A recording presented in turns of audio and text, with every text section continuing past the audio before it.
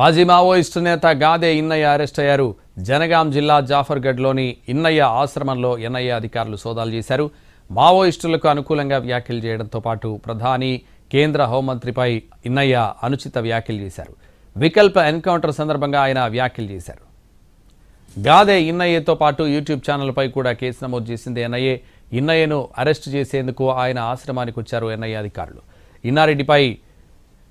ఇన్నారెడ్డికి చెందిన మా ఇల్లు అనాథాశ్రమంలో సోదాలు తర్వాత అరెస్ట్ చేశారు.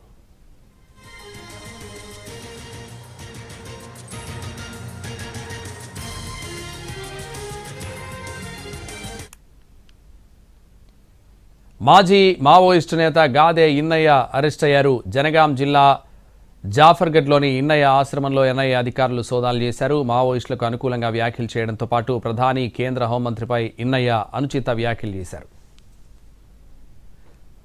ఇదే విషయానికి సంబంధించి మరింత సమాచారం crime input editor Ramesh Vaitla అందిస్తారు. రమేష్,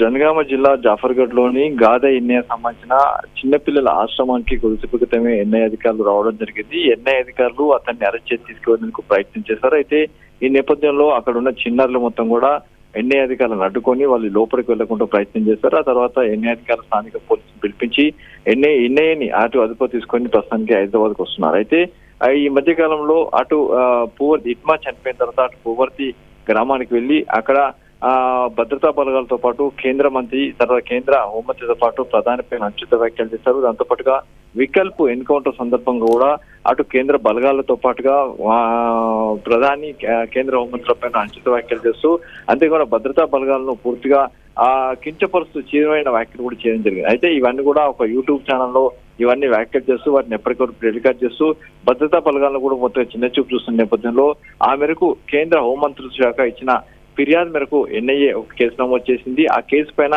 కొద్దిసేపటి క్రితమే ఎన్ఐఏ అధికారులు జాఫర్గఢ్ లోని ఇన్నయ్య ఆశ్రమానికి వెళ్ళడం జరిగింది. వెళ్ళినప్పుడు అక్కడ పూర్తిగా దాదాపు 1-2 గంటల పాటు హంగామా కొనసాగింది. ఇన్నయ్య ఉంటున్న ఆశ్రమంలోకి అటు పిల్లలు రాకుండా అడ్డుకోవడం జరిగింది. ఆ తర్వాత స్థానికుల పోలీసుల సహాయంతో ఎన్ఐఏని తీసుకొని ప్రస్తుతానికి హైదరాబాద్ కి అటు ఎన్ఐఏ అధికారులు వస్తున్నారు. అయితే జాతి వివక్షతో వ్యాఖ్యలతో పాటుగా అటు కేంద్ర హోంమంత్రి, ప్రధాని పైన అనుచిత వ్యాఖ్యలు, తర్వాత భద్రతా బలగాలను కించపరుస్తూ వ్యాఖ్యలు చేసిన నేపథ్యంలో గాదే ఇన్నయ్య పైన కేసు నమోదు చేసింది, విచారణ చేపట్టింది. ఆ తర్వాత ఒక యూట్యూబ్ ఛానల్ కూడా కేసు నమోదు చేసినట్టు అధికారులు చెప్తున్నారు. ఈ మేరకు ఇంకా దర్యాప్తు కొనసాగుతుంది. ఇన్నయ్యను అటు హైదరాబాద్ తీసుకొచ్చి అతను విచారించి పూర్తి స్థాయిలో దర్యాప్తు చేస్తామని చెప్పి కూడా ఎన్ఐఏ అధికారులు చెప్తున్నారు. అయితే గాదే ఇన్నయ్యతో పాటు ఇంకా ఏమైనా ఏ అంశాలపై విచారించే అవకాశం ఉంది రమేష్? గాదే ఇన్నయ్య సంబంధించినట్టే అతను ఏదైతే వికల్ప్ ఎన్కౌంటర్ సందర్భంగా బూటకపు ఎన్కౌంటర్ అని చెప్పడమే కాకుండా దానికి సంబంధించి ఒక వీడియో క్లిప్ ని ఒక యూట్యూబ్ ఛానల్లో ఇచ్చి అక్కడ టెలికాస్ట్ చేయించారు. దాంతో పాటుగా పూవర్తి గ్రామంలో కూడా పెద్ద ఎత్తున అటు భద్రతా బలగాలకు వ్యతిరేకంగా వ్యాఖ్యలు చేశారు. దాంతో పాటు వికల్ప్ ఎన్కౌంటర్ సందర్భంగా దాదాపు 200 మంది ప్రజల ముందు ఒక అంత్యక్రియలు చేస్తున్న సమయంలో అక్కడ కూడా అనుచిత వ్యాఖ్యలు, తర్వాత భద్రతా బలగాలకు వ్యతిరేకంగా కూడా వ్యాఖ్యలు చేయడం జరిగింది. అయితే జాతి వ్యతిరేక వ్యాఖ్యలు చేయడంతో పాటు అటు మావోయిస్టులకు అనుకూలంగా వ్యాఖ్యలు చేసిన నేపథ్యంలో అతనిపై కేసు నమోదు చేయాలని చెప్పి హోంమంత్రిత్వ శాఖ ఈ మేరకు ఫిర్యాదు చేసింది. ఆ మేరకు కేసు నమోదు చేసి విచారణ చేపట్టారు. Right, thank you Ramesh.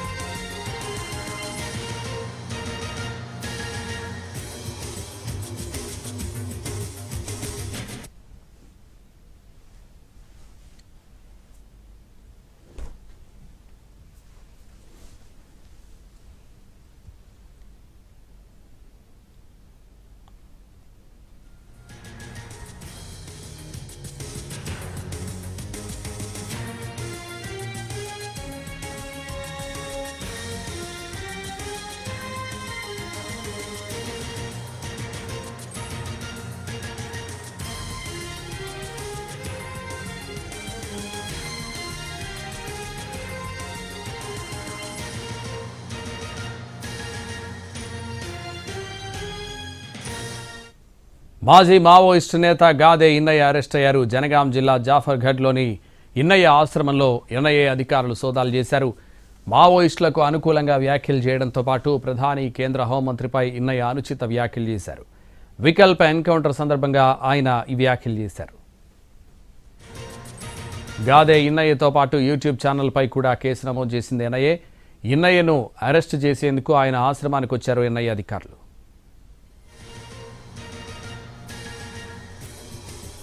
తన ఇల్లు అనాథాశ్రమంలో సోదాల తర్వాత అరెస్ట్ చేశారు.